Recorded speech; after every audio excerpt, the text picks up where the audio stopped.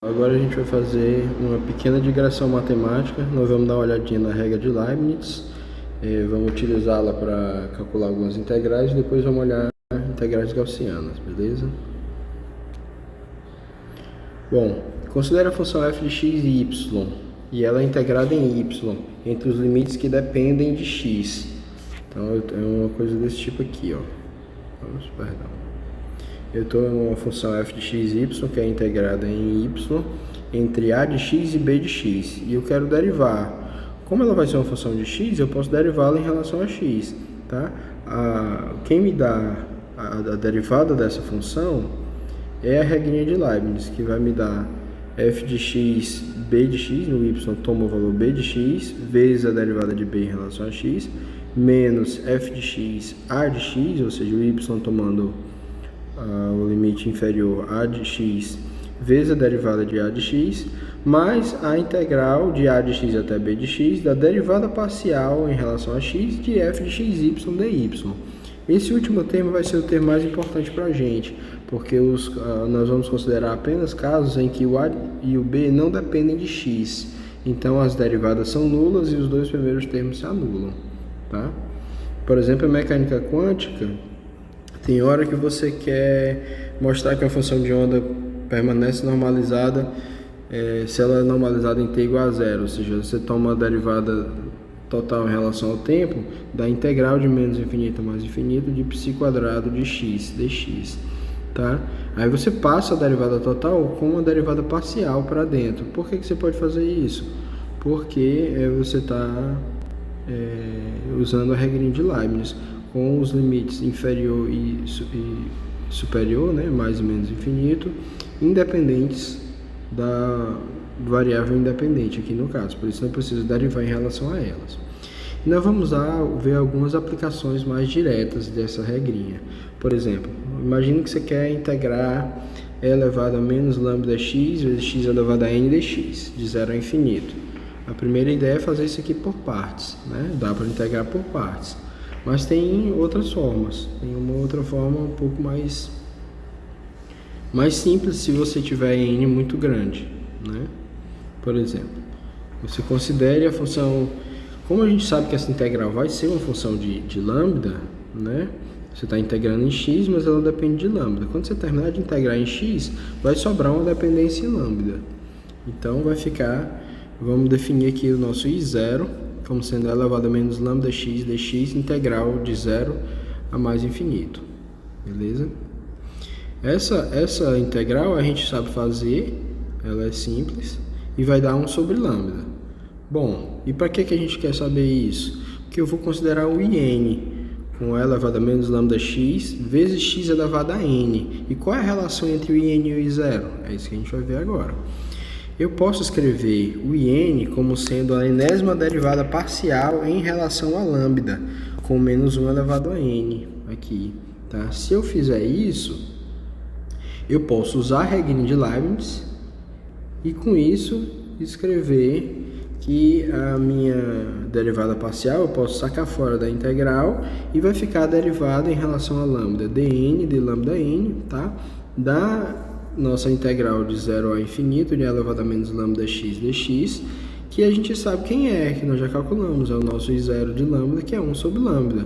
Então, resolver aquela integral de 0 a infinito de elevado a menos lambda x vezes x elevado a n se transformou em calcular a enésima derivada de 1 sobre lambda.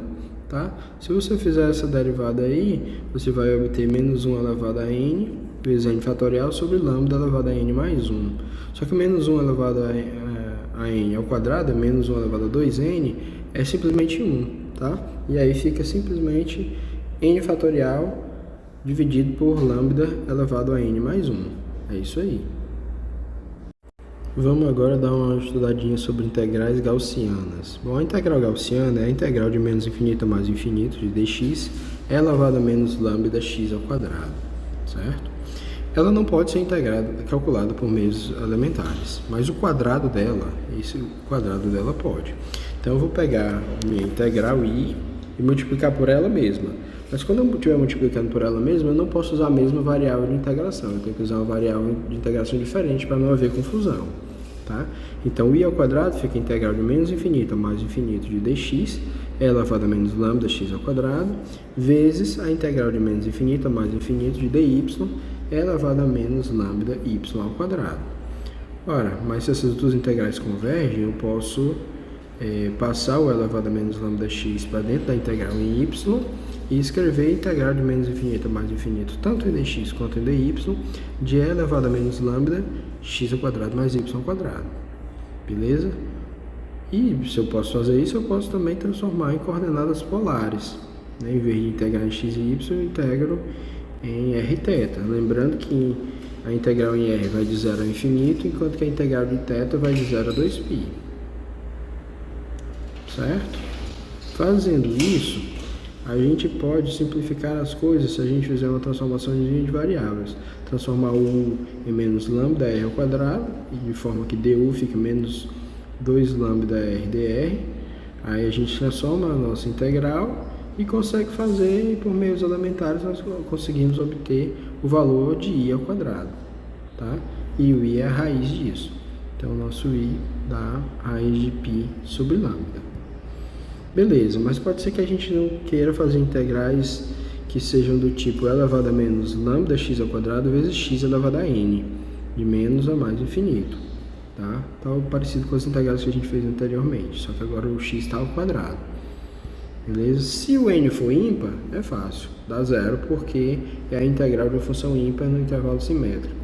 Mas para n par, aí a gente pode usar o fato de que o i0 integral de menos infinito a mais infinito de e elevado a menos lambda x quadrado vezes x elevado a 0 dx, o i0 é raiz de π sobre lambda, como a gente já sabe. E também a integral de menos infinito a mais infinito de e elevado a menos lambda x ao quadrado vezes x elevado a 2n pode ser escrito como menos 1 elevado a n enésima derivada parcial em relação a lambda, tá? De e elevado a menos lambda x ao quadrado dx, integrado de menos infinito a mais infinito. Bom, se a gente fizer isso, a gente pode, usando a regra de Leibniz, retirar a derivada parcial de dentro da integral e transformá-la na derivada total, e a gente vai ter menos 1 elevado a n dn de lambda n do i0. Mas i0 a gente sabe quem é, né? Então o i2n fica simplesmente menos 1 elevado a n dn de lambda n de raiz de π sobre lambda. Bom, tiro raiz de π de dentro da derivada, porque ela é uma constante, fica só lambda elevado a menos 1 meio. Tá? E a derivada de lambda elevado a menos 1 meio é menos 1 elevado a n, 2n menos 1, duplo fatorial, 2 elevado a n, sobre 2 elevado a n, perdão, também dividido por lambda elevado a n mais meio, que pode ser escrito como raiz de π, 2n menos 1 duplo fatorial, dividido por 2 elevado a n, lambda elevado a n mais meio. Você deve estar se perguntando de onde é que eu tirei isso. Bom, eu fui calculei a derivada em relação a lambda de raiz de lambda, deu menos 1 meio sobre 1 sobre lambda elevado a 3 meios. Aí depois derivei em relação a lambda 2 vezes, 3 vezes, e fui notando que tinha um padrão. E o padrão é esse que está aí, beleza? E só por caso de alguém não estar familiarizado, não saber, o duplo fatorial é mais ou menos assim, tipo 7 duplo fatorial. Isso é igual a 7 vezes 5 vezes 3 vezes 1, beleza? Só por caso de alguém nunca ter visto ainda. É isso aí.